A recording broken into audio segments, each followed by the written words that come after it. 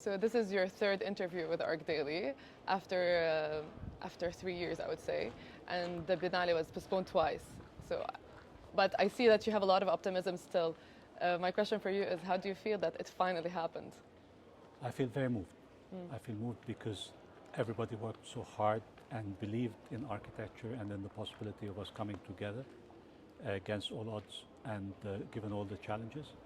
The fact that everybody's here and committed and really interested in the dialogue that this Biennale can create is very moving. So I know the question is in the future form, but you always underline the present dimension of it. So my question for you is, how will we live together now? Let me try and avoid answering this question because I feel like we have 115 answers inside and that there should not be, as I mentioned in my previous interview with you, a single source from which we get the answer. However, each of these answers comes with a level of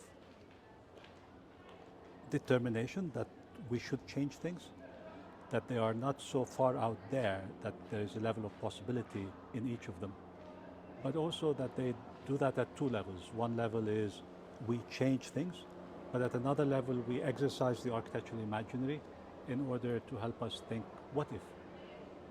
How about this? How about that? But not too far out that it leaves the realm of possibility. Okay. So actually today you said that the pandemic will come and go, but issues like climate change and mass migration will not go if we don't really tackle these issues. So how much do you think the biennial is relevant in actually exploring these questions? The biennial, whether it's architecture, art, or the other fields, has been crucial for convening, bringing people who have been experiencing the same issue across the world to compare experiences, to compare approaches. And therefore, it is vital for that exchange to have a platform like the Biennale. And in architecture, much more than the other fields, there is no such platform. There is no such comprehensive and inclusive platform as Venice. Yeah. And we notice actually that there are a lot of similar responses, and actually you spoke of recurring qualities among the interventions, the pavilions, etc.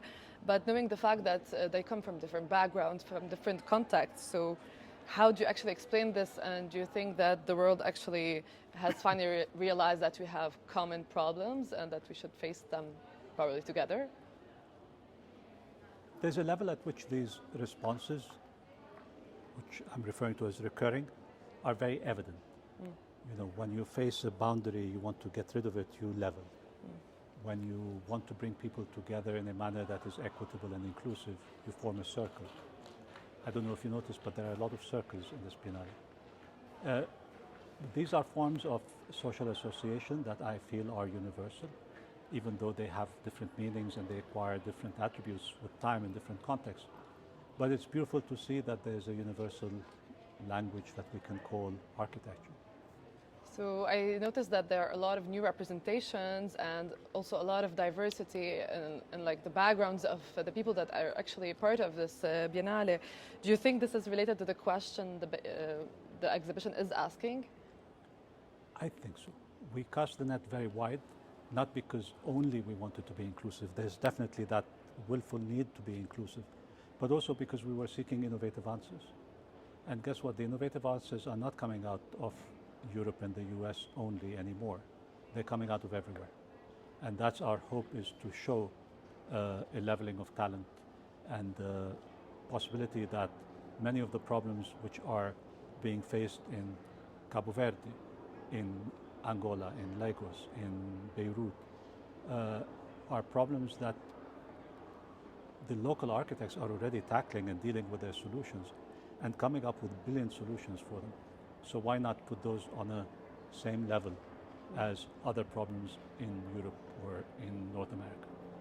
Well, speaking of curators, we had a chance to talk to a lot of them, and everyone actually praised your involvement in their project and how much you pushed them forward. So I wanted to ask you about how was the collab after the postponement of the Biennale? How was the collaboration all in all with them, because it was digital, they were not here, and even they couldn't really build their pavilions? I have to say that after this Biennale I have 115 friends because of this biennale. And I'm very grateful for them to engage in discussion, dialogue, and also to work with each other. And that has been one of the benefits of this extra year. So the digital aspect is super omnipresent, I would say. And do you think this is a way to enhance the experience you were talking about, like the need to have an experience? Or do you think this is more of the future of architecture? Let's see, but I feel that there is something there, you're right. There is something about this enhanced experiential dimension in the way that these installations, projects focus on amplifying the sensory, tactile dimensions of architecture. There is something there. And if we have to compare the digital, the digital exhibition versus the physical one, because we know that a lot of openings are going to happen digitally, and a lot of curators are not even here. Actually, we had an interview with the Korean curators who were not here, and we were here. So my question to you is, like, how do you see this difference? At some level, there's nothing that will replace the bodily, tactile experience. But at another level, I do not see them as opposed. They tend to be complementary. Sometimes one enhances the other in unexpected ways.